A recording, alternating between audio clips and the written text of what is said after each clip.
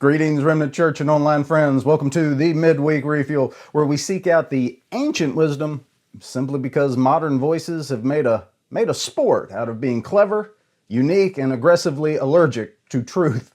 Tonight, I want to start with a story that you probably already know. A son leaves his father's house, convinced that he can find truth, meaning, and freedom out there somewhere on his own terms. He tries everything, wastes everything, and ends up hungry, humiliated, and alone. And when he finally comes crawling back, expecting rejection, he doesn't find punishment. Instead, he finds a robe. He doesn't get a lecture. He gets a feast prepared for him. That story, it isn't just a parable. That story is a pattern, one of the wheels within wheels I talk about. That pattern is the shape of the human heart, and believe it or not, it's exactly where Chesterton begins his book. His book, Orthodoxy, is the story of a brilliant, wandering mind trying to outrun the truth, only to circle all the way back around and land, stunned, back at the front doors of church. And when he knocks, he finds a feast already prepared for him. Tonight, we're opening a book that is over 100 years old, and somehow it still feels more grounded, more sane than most social media feeds I've seen. We're going to read a short selection from the source material together, but before we do, I want your input. I'd love your input. Whether you catch me at church in person or whether you're watching this later and going to do it down in the comments, please answer, do you enjoy having the source material read aloud as part of this lesson or as part of these lessons like we did in the Augustinian study? Or would you rather read it ahead of time on your own and just have me present the lesson? Both of them have their pros and cons. I ask because this isn't just about consuming content, it's about forming convictions. And whether you read Chesterton or listen to my lesson, I want to walk with you through these, at times, difficult ideas in a way that sticks with you. So let me know what helps you engage the material the best. Today, Chesterton introduces, in my opinion, his magnum opus, Orthodoxy. It is, without a doubt, my personal favorite religious book of all time. Chesterton he's got a snark about him that I find irresistible. I've spent much of my life trying to capture even a sliver of his ability to land ironic irony with gentleness and humor. Even when he's swinging his sword, you honestly don't feel attacked. It's so entertaining that you feel invited. It's like being roasted by your favorite uncle who also happens to be a theologian. Chesterton's self-deprecation isn't false humility. He uses it strategically. It disarms you in the moment just enough to let that hard truth land solidly. So tonight, as we step into this opening section, don't just listen for doctrine in the words. Listen for the tone, everything. Watch how he fights without frenzy, how he mocks without malice, and how he keeps circling back to a truth so old, so ancient, so solid, you'd almost forgotten it was still standing there. This book, Orthodoxy, is a response to the challenge that Chesterton received from his critics of his earlier work, Heretics, which is great. We may do it one day. I suggest you go ahead and read it. Heretics is a book in which he had the audacity to name names and dismantle the fashionable philosophies of his day with a grin and a dagger. About what? Well, about what he actually believed. They basically said, all right, Chesterton, you've told us what you're against, now tell us what you're for. And this, Orthodoxy, is his answer. And a good answer, in my opinion. Not a dry creed, not a boring systematic theology, but instead he has written a wild, winding, joyful account of how he stumbled backward into the ancient truth and found it was everything modernity had promised but failed to deliver. He likens his journey to an English yachtsman who sets sail from the southern coast of Britain, determined to discover a new land, only to miscalculate his course and accidentally circle back to England. He storms ashore with patriotic zeal. He plants the British flag and declares he's found a brave new world, only to realize he's just invaded Brighton. and that's the brilliance of this book. Chesterton didn't invent the truth that's in it. He just tried to outthink it, only to find it was older, saner, and holier than all modern madnesses. He wanted to create his own heresy, but somehow, accidentally, rediscovered the church. And I pray that through the reading and the studying of this grand work, you too will rediscover the adventure that is orthodoxy, the adventure that is the Church of Jesus Christ. When I was entering the ministry years ago, there was talk in the ranks about how the church was being feminized. And it was. This wasn't just locker room grumbling. It was a real and observable trend in the American church that had honestly been unfolding since at least the 1960s. I think well before that.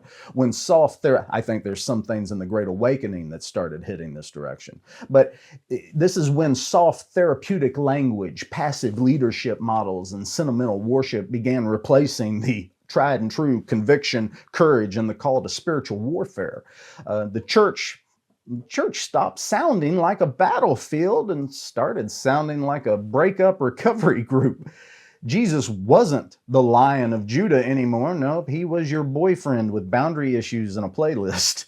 And somewhere in the mess of it all, orthodoxy got mislabeled as aggressive, too masculine, too dogmatic, too sharp, as if truth had to be soft in order for it to be loving.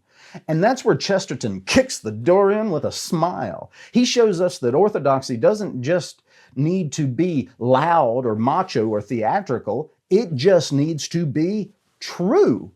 And in his hands, truth is wielded like a rapier, elegant, ironic, disarming, and unshakable. As this feminizing trend was happening to the church, I was going through some of the most crucial spiritual moments in my life. I was saved in this climate of the church. I was sanctified in this age. And right there, while pastel Christianity was selling devotionals like self-help chicken soup, I was devouring the heavy hitters, the ancients, the ones who wrote with blood in the ink. I became addicted to reading the old works. I wanted fire, not fluff. I wanted steel, not syrup.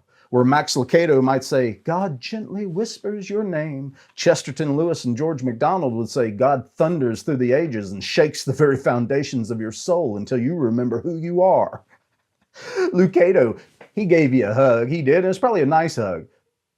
These guys give you a sword. Where Sarah Young gave you Jesus as your pen pal, Athanasius gave you Jesus as God from God, light from light, very God of very God, begotten, not made, made of one substance with the Father. Not soft journaling, ontology, eternity, blood. Where Joel Osteen smiles and says, your breakthrough is coming. Augustine says, you have made us for yourself, O Lord, and our hearts are restless until they rest in thee. One gives you a motivational poster for your office. The other gives you the ache of the human condition and the only cure available. Where Rick Warren tells you, you were made for a purpose. Pascal tells you that you're a wretched sinner made in the image of God, capable of glory and damnation equally, and that only Christ bridges that infinite gap. One offers a brand strategy for the soul. The other lays it bare and throws it at the foot of the cross of Jesus Christ. Where modern Christian influencers post filtered selfies captioned, Grace wins. Spurgeon says, Christ did not die to make the wretchedness of sin tolerable. He died to end it, unquote. Where today's books talk about boundaries and self-care and your inner sparkle, the ancients talked about mortification of the flesh, holiness, and the fear of God Almighty. I wasn't drawn to the padded pews. I wasn't drawn to the fog machines. I was drawn to the men who prayed on stone floors, wrote in prison cells, preached like the world was on fire, because it was. So no, I don't want a cozy God. Do you? I want a real one. Not a therapist in the sky. We got enough therapists. They're doing a wonderful job. Not a cosmic life coach. I wanted the one who spoke from the whirlwind and told Job, stand like a man. And that is where Chesterton steps in. He is a swordsman of the highest caliber, and we are privileged, spoiled really, to still have his works in print while bookstores are flooded with saccharine theology and spiritual Pinterest boards posting as doctrine. Something happened to the European and American churches, something insidious, something Chesterton would have called madness wearing a mask of humility. A religion so desperate to be liked that it forgot how to be true. A church that started blushing at the word doctrine and winking at the word sin. A movement that traded the Lion of Judah for a house cat with boundary issues. And while modern pulpits were handing out self-esteem, Chesterton was handing out reality. Not cold, cruel truth, but blazing, beautiful, paradoxical truth that fought back. He didn't try to make Christianity appealing. He showed that it was already terrifyingly alive, and that the world's rejection of it was less about reason and more about rebellion. He does not coddle, he clarifies. So let's turn now to the introduction of Orthodoxy. Tonight we'll be reading roughly 75% of the introduction material, the section where Chesterton sets the stage, skewers modern thinking, and accidentally plants a British flag in England, while believing he's discovered a new island in the South Seas. It's witty, it's weighty, and it's more relevant today than most of what's trending on X. You know, the platform formerly known as Twitter. Apparently, Twitter had 2 whole syllables, which was a little too ambitious for the modern attention span, I'm afraid. X is a lot easier to digest when you're already halfway into a doom-scrolling coma. And yes, I know this material has an edge to it. I like it for that. That's part of the point. We're not here to soften the gospel message. It's been softened enough, believe me. We're here to sharpen men. Christ isn't building a fan club. His kingdom is looking for a few good men, the kind who can handle paradox, the kind who can take correction, the kind who understand that grace doesn't mean weakness and that truth, at times, must be wielded like a sword. Chesterton doesn't hand you a pacifier, he hands you a rapier. And in a world addicted, literally addicted, what, 1 in 3 or 1 in 4, something like that, kids, addicted to therapeutic religion, we need that edge back. Now, before we read, 2 quick things. First, I want your feedback. Do you want me to keep reading the source material aloud like we've been doing through the Augustinian study, or would you prefer to read it ahead of time yourself so we can use the full session time to unpack, critique, and apply? This is up to you. Drop your thoughts down in the comments or let me know when you see me at church. Second, go ahead and smack the like and subscribe buttons. Not because we're chasing clout, we're not, but because trending is outreach. It is missionary work. Every time this message gets pushed a little further into someone's recommended feed, it means we're putting clarity where confusion used to live. And honestly, that's a pretty solid trade for a pretty easy action. So let's read the source material. The only possible excuse for this book is that it is an answer to a challenge. Even a bad shot is dignified when he accepts a duel. When some time ago I published a series of hasty but sincere papers under the name of Heretics, several critics, for whose intellect I have a warm respect, I may mention specially Mr. G.S. Street, said that it was all very well for me to tell everybody to affirm his cosmic theory, but that I had carefully avoided supporting my precepts with example. "I will begin to worry about my philosophy," said Mr. Street, "when Mr. Chesterton has given us his." It was perhaps an incautious suggestion to make to a person only too ready to write books upon the feeblest provocation. But after all, though Mr. Street has inspired and created this book, he need not read it.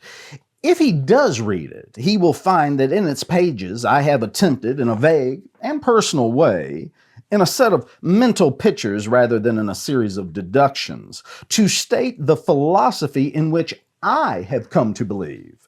I will not call it my philosophy, for I did not make it. God and humanity made it, and it made me. I have often had a fancy for writing a romance about an English yachtsman who slightly miscalculated his course and discovered England under the impression that it was a new island in the South Seas. I always find, however, that I am either too busy or too lazy to write this fine work, so I may as well give it away for the purposes of philosophical illustration. There will probably be a general impression that the man who landed, armed to the teeth and talking by signs, to plant the British flag on that barbaric temple, which turned out to be the Pavilion of Brighton, felt rather a fool. I am not here concerned to deny that he looked a fool. But if you imagine that he felt a fool, or at any rate that the sense of folly was his sole or his dominant emotion, then you have not studied with sufficient delicacy the rich romantic nature of the hero of this tale. His mistake was really a most enviable mistake, and he knew it, if he was the man I take him for. What could be more delightful than to have, in the same few minutes, all the fascinating terrors of going abroad, combined with all the humane security of coming home again? What could be better than to have all the fun of discovering South Africa without the disgusting necessity of landing there? What could be more glorious than to brace oneself up to discover New South Wales and then realize with a gush of happy tears that it was really old South Wales? This, at least, seems to me the main problem for philosophers, and is in a manner the main problem of this book. How can we contrive to be at once astonished at the world and yet at home in it? How can this queer cosmic town with its many-legged citizens and with its monstrous and ancient lamps, how can this world give us at once the fascination of a strange town and the comfort and honor of being our own town? To show that a faith or a philosophy is true from every standpoint would be too big an undertaking even for a much bigger book than this. It is necessary to follow one path of argument, and this is the path that I here propose to follow. I wish to set forth my faith as particularly answering this double spiritual need. The need for that mixture of the familiar and the unfamiliar which Christendom has rightly named romance. For the very word romance has in it the mystery and ancient meaning of Rome. Anyone setting out to dispute anything ought always to begin by saying what he does not dispute. Beyond stating what he proposes to prove, he should always state what he does not propose to prove. The thing I do not propose to prove, the thing I propose to take as common ground between myself and any average reader, is this desirability of an active and imaginative life, picturesque and full of a poetical curiosity, a life such as Western man, at any rate, always seems to have desired. If a man says that extinction is better than existence, or blank existence better than variety and adventure, then he is not one of the ordinary people to whom I am talking. If a man prefers nothing, I can give him nothing. But nearly all people I have ever met in this Western society in which I live would agree to the general proposition that we need this life of practical romance. The combination of something that is strange with something that is secure. We need so to view the world as to combine an idea of wonder and an idea of welcome. We need to be happy in this wonderland without once being merely comfortable.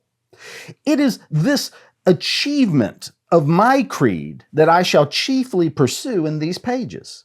But I have a peculiar reason for mentioning the man in the yacht who discovered England, for I am that man in a yacht. I discovered England. I do not see how this book can avoid being egotistical, and I do not quite see, to tell the truth, how it can avoid being dull. Dullness will, however, free me from the charge which I most lament, the charge of being flippant. Mere light sophistry is the thing that I happen to despise most of all things, and it is perhaps a wholesome fact that this is the thing of which I am generally accused. I know nothing so contemptible as a mere paradox, a mere ingenious defense of the indefensible. If it were true, as has been said, that Mr. Bernard Shaw lived upon paradox, then he ought to be a mere common millionaire. For a man of his mental activity could invent a sophistry every 6 minutes. It is as easy as lying, because it is lying. The truth is, of course, that Mr. Shaw is cruelly hampered by the fact that he cannot tell any lie unless he thinks it is the truth. I find myself under the same intolerable bondage. I never in my life said anything merely because I thought it was funny, though, of course, I have had ordinary human vainglory, and may have thought it funny because I had said it. It is one thing to describe an interview with a gorgon or a griffin, a creature who does not exist. It is another thing to discover that the rhinoceros does exist and then take pleasure in the fact that he looks as if he didn't. One searches for truth, but it may be that one pursues instinctively the more extraordinary truths. And I offer this book with the heartiest sentiment to all the jolly people who hate what I write and regard it very justly, for all I know, as a piece of poor clowning or a single tiresome joke. For if this book is a joke, it is a joke against me. I am the man who, with the utmost daring, discovered what had been discovered before. If there is an element of farce in what follows, the farce is at my own expense, for this book explains how I fancied I was the first to set foot in Brighton and then found I was the last. It recounts my elephantine adventures in pursuit of the obvious. No one can think my case more ludicrous than I think it myself. No reader can accuse me here of trying to make a fool of him. I am the fool of this story, and no rebel shall hurl me from my throne. I freely confess all the idiotic ambitions of the end of the 19th century. I did, like all other solemn little boys, try to be in advance of the age. Like them, I tried to be some 10 minutes in advance of the truth, and I found that I was 1,800 years behind it. I did strain my voice with a painfully juvenile exaggeration in uttering my truths, and I was punished in the fittest and funniest way, for I have kept my truths, but I have discovered not that they were not truths, but simply that they were not mine. When I fancied that I stood alone, I was really in the ridiculous position of being backed up by all Christendom. It may be, heaven forgive me, that I did try to be original, but I only succeeded in inventing, all by myself, an inferior copy of the existing traditions of civilized religion. The man from the yacht thought he was the first to find England. I thought I was the first to find Europe. I did try to found a heresy of my own, and when I had put the last touches to it, I discovered that it was Orthodoxy. And there it is. Can you feel the difference? You can, can't you? Chesterton isn't just arguing for orthodoxy, he's inviting you into orthodoxy. Not as a set of old dead doctrines, but as a living, breathing, jolting sanity. He's not shouting. He's not pandering. He's just clear. And clarity in a world built on confusion can sometimes feel like rebellion. It's funny how many of our stories, even the ones hijacked for propaganda, still whisper the same truth, even if in distorted form. Dorothy clicks her heels and says there's no place like home. The boy with the crystal in his cap finds the bluebird was in his own house all along. But Chesterton doesn't need ruby slippers or fairy spills. He just sails a little too far, misses the point, and washes up on the truth that was standing there all along. Older than his confusion, sturdier than his pride. Home was orthodoxy.